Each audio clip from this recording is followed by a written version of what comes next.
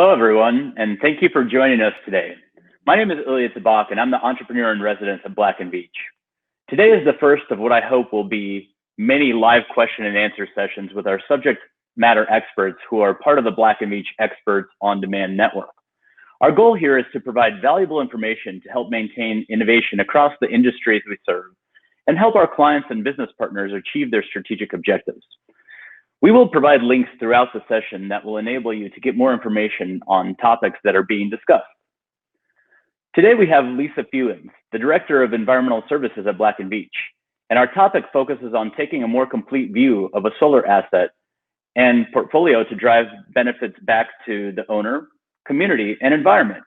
For those in attendance, please ask your questions in the chat window, and we'll work through as many of them over the next half hour as we can. It's pretty important to provide questions and comments in that window because we really hope to keep this session interactive and really be a conversation with some great expertise on the topic. Lisa, Black Veatch has a long history of developing solar sites and developing renewable infrastructure. Can you talk a little bit about what drivers have changed in the past 10 years and how you see this developing going forward? Thanks, Ilya, for the nice introduction there. And sure, I'll touch on this and kind of keeping in line with the title for today's discussion of People, Profit, Planet. You know, if we look at the solar industry or renewable industry really over the last decade, what we've seen is, an increased awareness of or desire for lower or no greenhouse gas emitting power generation. From a profit standpoint, we're seeing financial institutions taking a very vocal stance regarding fossil fuel generation.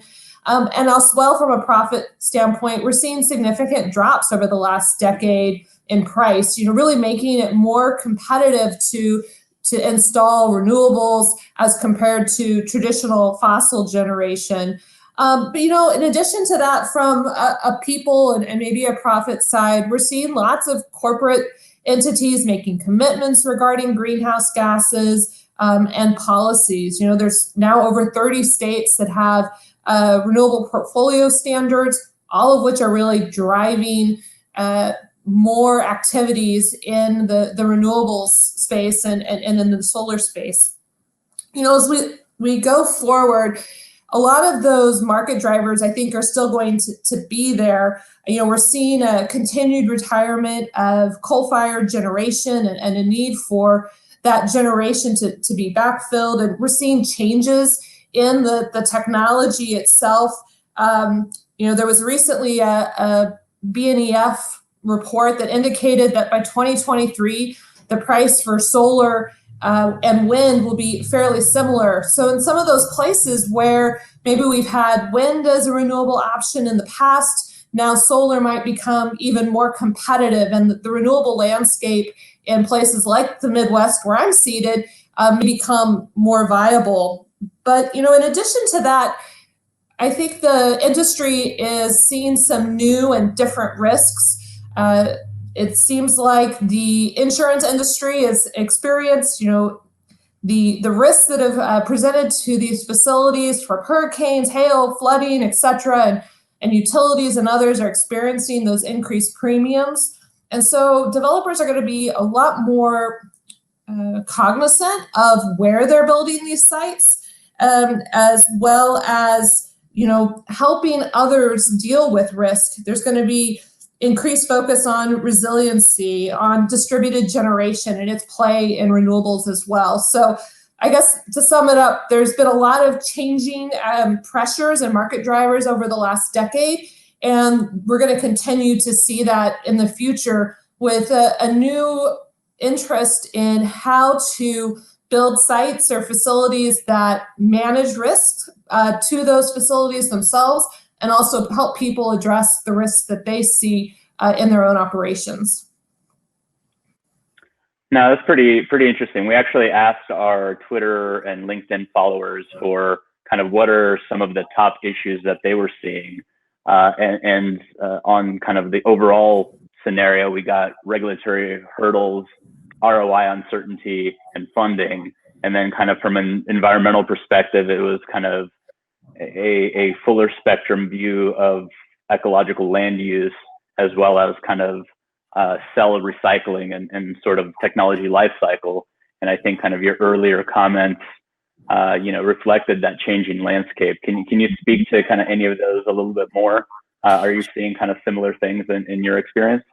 Sure. So it's been really interesting to be working right now in this arena. And, while I get to be the person on the screen today, I've got lots of great experts behind me that are doing this work. So I'll really be talking more about the kind of the work that they've done and what the insights that gives us. So, we've been seeing an uptick in increased diligence in siting of, say, solar facilities, and really bringing into that initial due diligence, not just the topography of the site and the solar insulation of the site, but also pulling in, okay, what are the regulatory hurdles that these folks, we might have to overcome if this is if we were to build here. And of course, in those regulatory hurdles, we're looking at, are there sensitive areas like wetlands or protected species on the site? But now it's also, is it a community that wants solar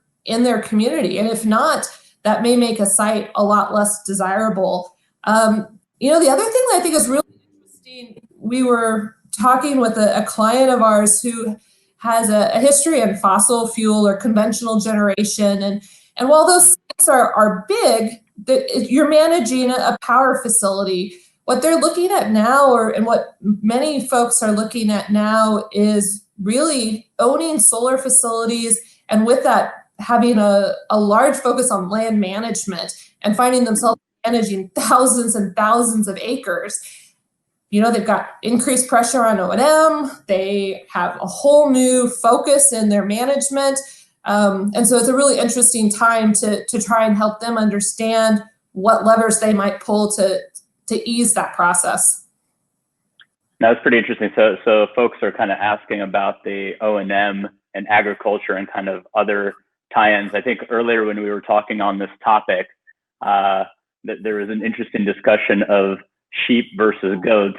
And, you would think that this is almost a little bit of a stand-up session, but that's like a real consideration. Can you talk about kind of maybe the evolution of sites? Because very early on, sites were open, flat, kind of ready to go. That's maybe not as much of a case. And then maybe some of the interesting things you're seeing people do to kind of manage that, operation and maintenance and some of these issues.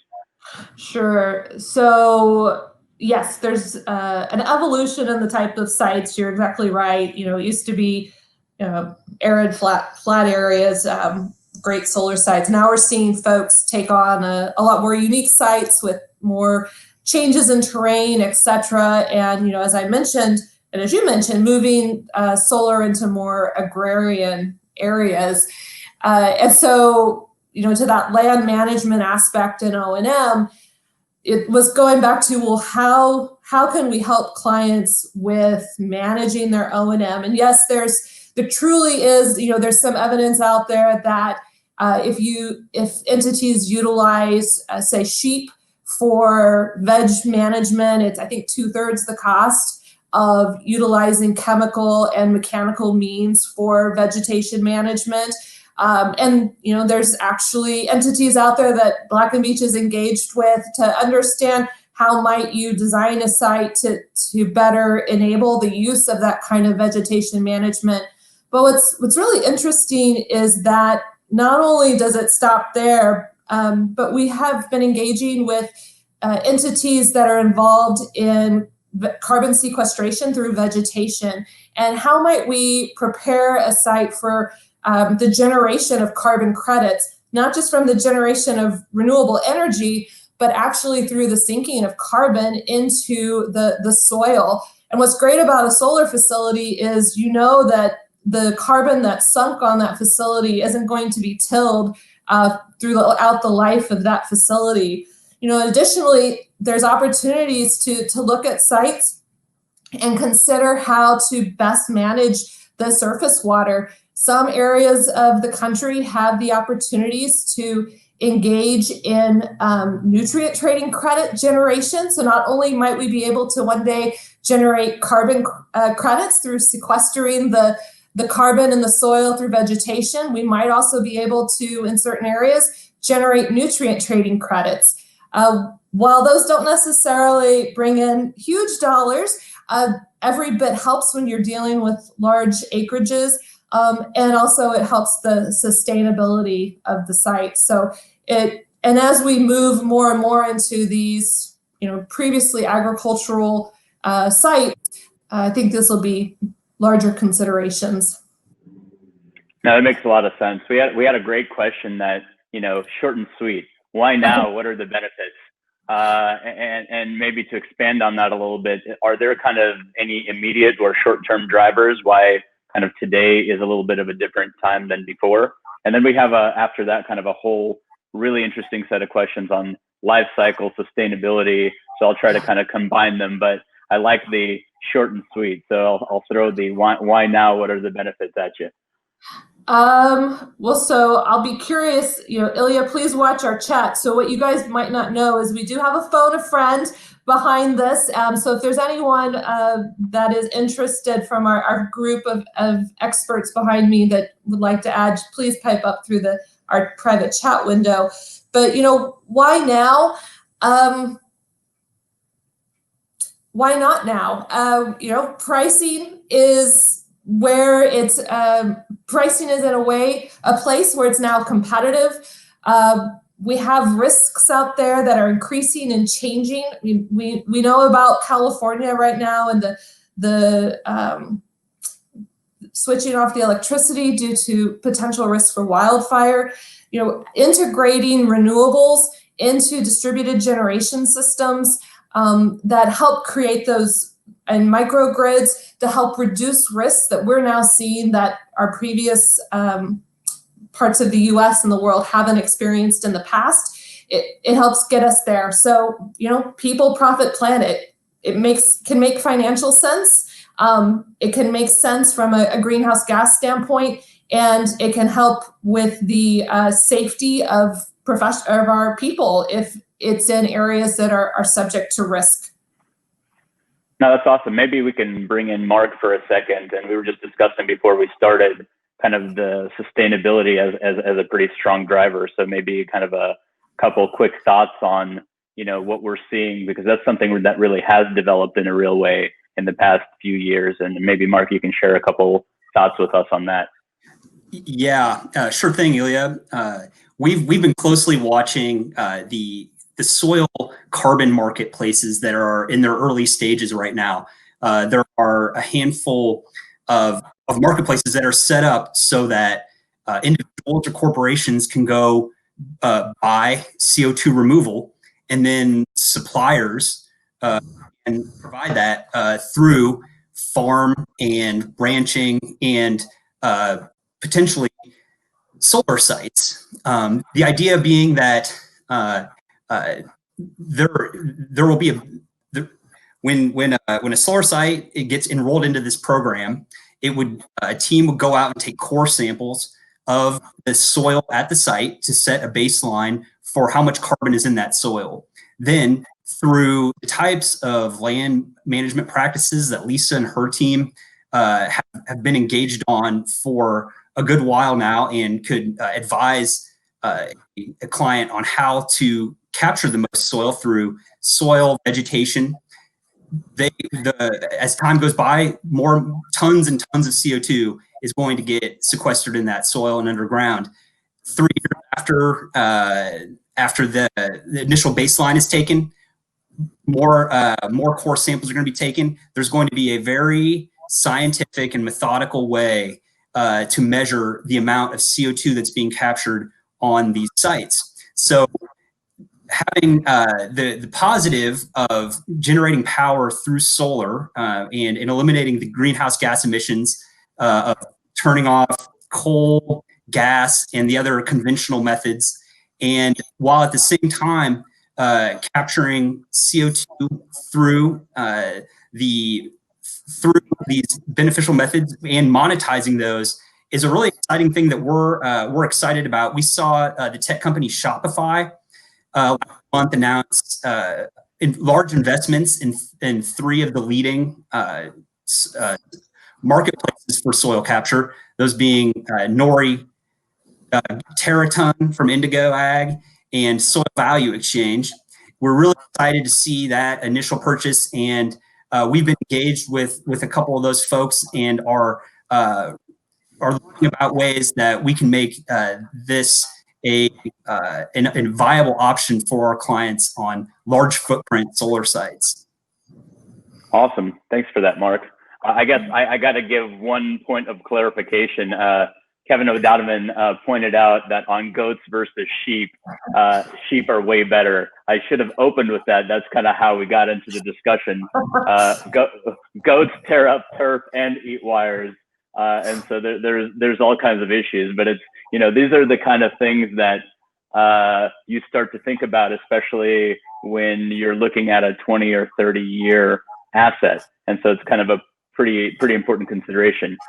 Lisa, we have a series of questions that are sort of interrelated, and I don't know that I'm going to go into them kind of one by one, but kind of as a category, there's a little bit of discussion on how do you think about the life cycle of the solar cells, and kind of how does that play into the life cycle of an asset. And then there's quite a bit of conversation about carbon footprint versus conventional, and sort of the integration of solar with other critical infrastructure assets like water, for example. And I think a lot of these things actually start to interrelate to each other, because it sort of depends what your plan is for kind of recycling and sort of repurposing, and kind of where the waste streams go as you decommission assets, how you think about kind of the power asset as part of the infrastructure. But let's try to pull that apart into a couple kind of different topics, and maybe take them as a group of questions. Okay. Real quickly before we dive into that, I also saw there was a comment regarding what about pollinators in addition to goats and sheep, and absolutely pollinators are on our radar. The idea of how do you maximize that benefit to the people, profit, and planet, and especially in areas that are now using land that was profitable agricultural land, the ability to have commercial honey production, plus of course the environmental benefits of pollinators, as well as local livestock through sheep, provides a great benefit back to the local community. The other cool thing is that it's doesn't have to happen in the U.S. Mark and I are fortunate to have been in discussions with an entity in Asia that's looking at how might they integrate sinking carbon into their soil through their solar facilities. And so it's great because this can be internationally applied as well as in the U.S. So when someone asked, you said about integrating with water and moving, I think maybe to more solely into the renewable sector. I think the key there is being able to store that energy, or having a mix of renewable energy that provides a reliable power grid as well as reliable power to the folks who need to utilize it. So, as we look at recent advances in battery energy storage, et cetera, I think those things all become part of the solution, but you can't have necessarily one without the other. And as far as integrating it to water and other places, it's not just that. Of course, if our clients are interested in integrating renewable energy into whatever kind of asset they have, whether it's a wastewater facility, water facility, et cetera, that absolutely can be done. What I think is actually even maybe more interesting right now is we're looking at what do you do with these coal facilities or these coal sites once the coal plants are decommissioned. And what's interesting about them is the facilities at those sites can have some really interesting reuse potentials. They already have switch yards there, they already have interconnection, etc. So depending on the site, they can actually make really interesting places for things like renewable facilities. In addition to that, we've also looked at everything from looking at them, repurposing them for data centers, or one option we even looked at was for aquaculture. They have water use rights, they have water intake structures, they have lots of facilities that can be very helpful to a variety of needs.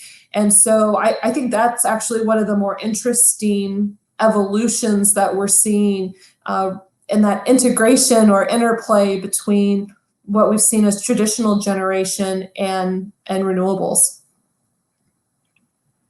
Now, that's pretty interesting. And I guess that's sort of one of the fun things about being at, a company that does critical human infrastructure, as opposed to just any one of the kind of connectivity, data, water, power, as you kind of get to play sort of in all those spaces. There's a couple of questions kind of asking on, is there a path for kind of an all renewable power grid? What's the timeline, and kind of how does batteries play in, and I think, there's definitely, we were talking about drivers being important in the development of solar assets and portfolios. As you can imagine, we're talking about the interplay of really complex systems.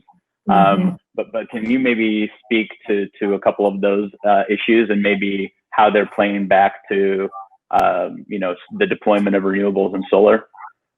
Sure. So I'll touch on one of the aspects that I think is really important on this journey, and it is the regulatory aspect of it, and its ability to both positively influence the development of renewable energy, as well as I'll say hinder, but maybe make very strategic decisions about where renewable energy goes.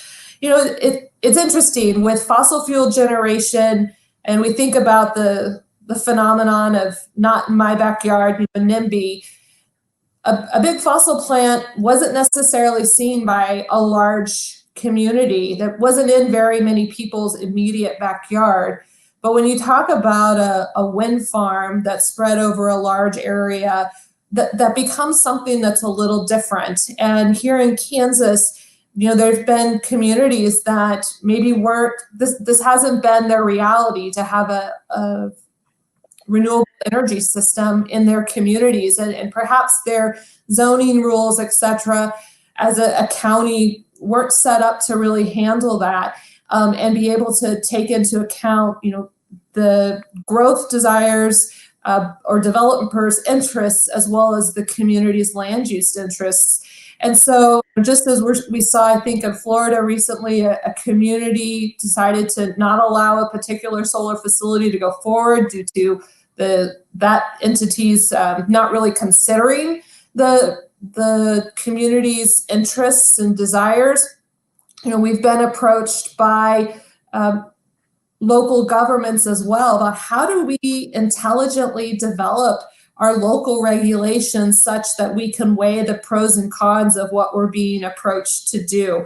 So I think we're at an interesting juncture where people in many ways want renewable energy, but they're also being faced with the fact that now they can see the structures that are generating that energy, and are working through the process of having regulations in place that really support intelligent siting and development of them.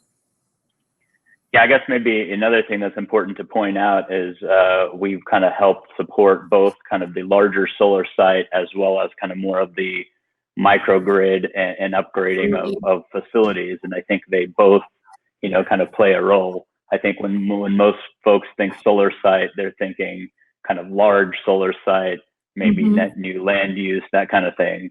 And I think a lot of the things that we talked about are really important in, how do you make that more sustainable, kind of across the people, profit, planet, kind of make that a more active resource. But there's also a lot of opportunity, within a portfolio of buildings and kind of in the built environment. Yeah. So yeah, if you could know, talk to that a little bit, there's a lot of stuff there.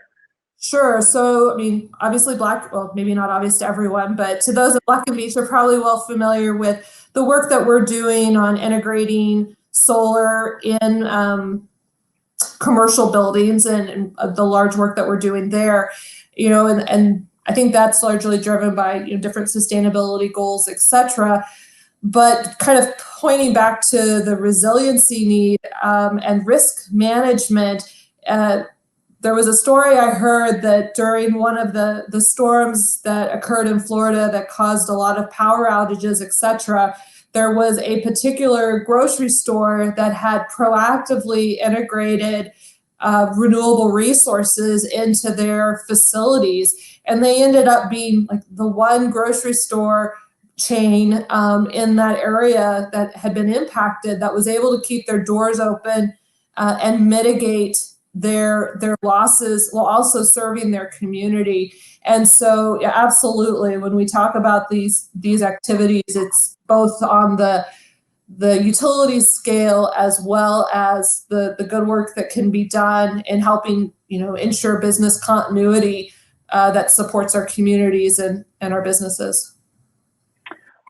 Looks like we have time for maybe one more question, but let's see how quickly we can get through this one. Maybe we'll go one more. But there's a question asked about kind of carbon accounting and kind of sustainability. How do we keep score? I know that's a field that's kind of developing quickly, but maybe if you can kind of directionally talk to some of those topics, and maybe what are you seeing kind of folks requesting as they start to kind of develop these sites? Sure. So from a solar facility, I don't think we've seen as much in that regards. The development of these renewable facilities have really been more maybe at the impetus for entities making sustainability commitments to reduce their carbon footprints.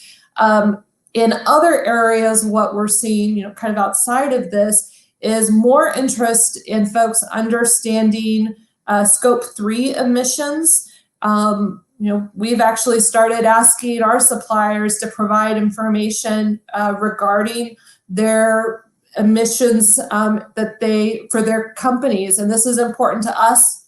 As a company that takes sustainability seriously, but is also a supplier and a consultant for companies who also have sustainability goals that are looking downstream at those emissions. We also are seeing some interesting work being done in regards to pipelines and the kinds of emissions that are resulting from leaky pipelines. And how do we calculate those? What's the benefit of what is the carbon and GHG benefits that might be expected if certain activities are done to reduce those kinds of leakages? So I think what we're seeing is more just general awareness and activities to support that. Looking down at the Scope 3 emissions, as well as really starting to do a cost-benefit analysis on maybe emissions that have gone unnoticed in the past. No, I appreciate that. We're going to sneak one more in, because as soon as you start talking about solar assets and the power grid, all kinds of interesting questions came up. One came up on renewable hydrogen and kind of how does that play in. And I think we have Albert on the panel here that maybe can share a couple thoughts with us as we close out, and then I will probably close the session after that. Albert, are you there? You are. Yeah, I'm glad to be able to address that question. It's definitely a hot topic, and we here at Black and Veatch are very much interested in and been doing quite a bit of work. Space, green hydrogen is definitely kind of the way of the future, and we're seeing a lot more clients seeking to hydrogen as a solution. Just as it was mentioned here, a solution as being an energy carrier and energy storage, as well as being that new fuel that can be blended with existing fuels like natural gas or renewable natural gas. In some cases, that can help that power generation, the utilities kind of start lowering their carbon footprints and managing their emissions. We're currently doing I'm doing a couple of different studies myself where I'm working with clients looking into the blending of hydrogen and co-firing, but also here at Black Veatch, there are others that are focused in other aspects of it from the transportation side as well as from the production, working with OEMs and working with electrolyzer suppliers to kind of see where this is all going and how can we quickly help those scale up as kind of the demand in the market is increasing. So I kind of want to just kind of confirm that comment and really it is something that we're seeing go and it's most likely going to be something that will for quite a while because hydrogen is definitely one of the answers that comes to decarbonization and clean energy solutions. Awesome. Thanks a lot, Albert. We are definitely at time, a little over, but this topic has a lot of components and a lot of really interesting relations. And so I want to thank all of you for engaging in a pretty vigorous set of questions. I want to thank Lisa for her time and also thank all of you for joining us. If we couldn't get to your question in today's session, we'll do our best to follow up with you individually over the next week. If you'd like to connect one-on-one for a discussion with Lisa and continue exploring this topic or have additional questions related to any other topic, please visit bv.com/experts and sign up for a free concierge consultation session. What that will do is it will actually look and pair our expertise with kind of the immediate need and try to connect you pretty quickly. Our Experts on Demand micro consulting service quickly connects you with one of our more than 1,000 of seasoned experts to help you get the answers you need quickly. And maybe more importantly, with better insight, you can make better decisions. As you saw today, we're able to kind of bring together a lot of expertise and touch on, in some ways, in a pretty interesting way, lots of topics. And hopefully we can do that for you. Thanks again for joining us. And we look forward to more of these question and answer discussions in the future. And have a great day.